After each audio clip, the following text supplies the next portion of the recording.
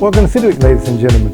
I am your host, Alton West, and I'm continuing a series on the Get Troup Reading Family Festival. And today I have the pleasure of sitting down with a young lady from the Troup County School system, the curriculum director, Kim White. Kim, welcome to the show. Thank you. I'm so excited to be here. We really appreciate this opportunity. Well, it's a pleasure to sit down with you. Now, Kim, this is the first time that you and I have had the opportunity to sit down. Yes. And I think you have an Alton in your life, don't you? I do. My husband's name is Alton. His name is Alton West. White. I started calling him Alton West. That's okay. His name is Alton White, and he's the principal at LaGrange High. That's right. Well, he's a very special and awesome guy, I can tell. Well, with a name like Alton, he's got to be. Alton is a great name. That's right. Well, Kim, if you don't mind, tell us a little bit about yourself.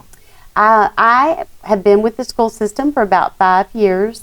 My husband and I came here from Columbus. We were with the school system there, and so we've been here since 2016, and we love this area. We've got a little boat. We love West Point Lake, and so we've really enjoyed being in the community and being part of the Troup County School system. Very good. This is a great community. It is. And the lake is a big part of it. I know that a lot of people love going out that way. I like it as well. It's wonderful. Let me ask you, Kim, because this is the first time having you on, and we definitely want to continue to talk about the family festivals coming up, but I just kind of want the audience to learn a little bit more about you. What does it mean to be the curriculum director for the Troup County Schools, and what does that entail? Well, it means that I get the opportunity to work with vendors and teachers and my curriculum group to pick out products and curriculum that matches our state standards. And then we also do standards review. Right now, we're fixing to move into looking at what are the priority standards that we really need to focus on in order to close some of the learning gaps created by COVID. So we do kind of a wide range of different things. We do a good bit of professional learning, especially if we have some new program that we've implemented. We do a lot of that, and visit schools. We support teachers and principals. So kind of all the wraparound services. Yes, we do a great deal. We do a lot of different things. Whatever they call us to do, we just jump and go. Okay, well, good. And I think you have a couple of workers that are here with you. Yes. Or I say co-workers that are here with you. We definitely want to make sure that we recognize them as well. And I think the look of the straw, you were the one that was chosen to come on. Is that correct, Chris? Yes. I got the short straw, but that's okay. Okay. You do want to mention your guests that you have here with you, if you don't mind. Yeah, so we have Krista Easterwood Perry is here with us, and she is the pre-K to 12 curriculum coordinator. Okay. And then we have Irisha Goodman, who is new to our system, and she is the new communications director, and we're thrilled to have her and thrilled to have both of them today to be my moral support. Okay, and I think they did kind of involuntarily volunteer to come back on at a later time. I think. Yes, they did. So they both said that they will come and be here as long as you need them. Okay, good. I will make sure. I'm gonna make a note of that. All right. Now let me get into. We're talking about curriculum, and Kim was on last week. We had Kim Myers on from Get Troup Reading, and she was talking about the family festival that's going to be coming up, and in curriculum development. Kim, why is it so important for young people to have the ability to be able to read?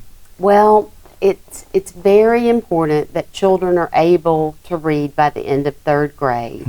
After third grade, you're not learning to read anymore. You're reading to learn at that point, and it becomes a real hindrance for children who are not able to read well and read on grade level at that point. It also leads to lots of consequences later in life. For instance, children are 4 times more likely not to graduate from high school if they're not reading on grade level by the end of third.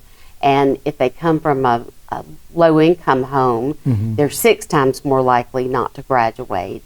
It can lead to lots of other issues. About 75% of our kids that are in the juvenile justice system are not able to read well. and then about 2/3 of our prisoners are not able to read well. So we really want to make sure that we've got kids set up to be successful in life and to be able to move on after school and have productive lives and be successful. Absolutely. You know, it's so important because I'm a part of the literacy Troup Literacy Volunteers as a matter of fact, chairperson. And Thank you. It was and I enjoy and it was one thing that I found out about a family member of mine that had gotten up in age that he couldn't read either. Yes. But organizations like Troup County School System, the Troup Literacy Volunteers are there in our community to help people in a safe, confidential environment to be able to do those things. And I think it is so vitally important. And that's why it's so important that you guys are doing the things that you're doing. And I appreciate what you're doing. And thank you very much. And talking about reading, we're going to try to get this one out without getting tongue-tied. I know, it's hard. It's a hard one.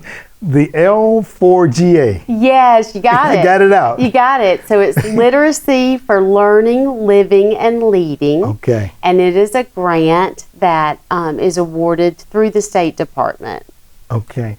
And Troup County has been successfully getting this for since 2018? 2018. So we got the first grant in 2018. The grants are based on a feeding pattern of schools. So the first one we applied for the LaGrange zone, and that involved 3 elementary schools and Gardner Newman Middle and LaGrange High.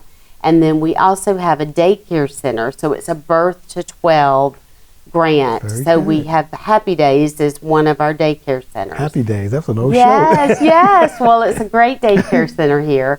And so they're one of our partners. And so we work very closely with them and they have a pre-K program. They're a Georgia pre-K program. And so we work to support them and to support their staff. And then in 2019, we added the Callaway Zone. Okay. And then this last year, we were able to go back because the first award was a 3-year award. So we were able to go back for our original group and apply again and to add schools. So we did that last year. We were awarded the grant. And so now all of our schools in the school system are L4GA schools. Oh my. Okay. So we were thrilled. Absolutely. And just another little tidbit about the award, and like a lot of the grants that I write, it's very competitive in nature. It is extremely competitive, and we did not think that we would get this last one because there were a lot of districts that applied.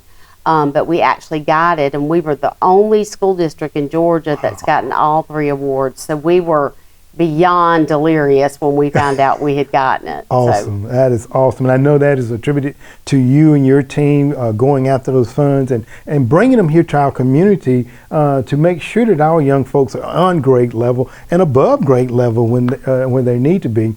And one of the things that you all are going to be utilizing this grant for is to help bring a young man that I met some years ago in Savannah, Georgia, Mr. Malcolm Mitchell. Talk a little bit about that, if you don't mind. So we saw a little clip about Malcolm Mitchell several years ago, and it was a little news feed, and it was about how he was a football player at Georgia, and he was really struggling with reading. He said he could read at about a junior high level, but he was confusing applesauce and apple slices at the grocery store. And here he was, a grown, college-age young man.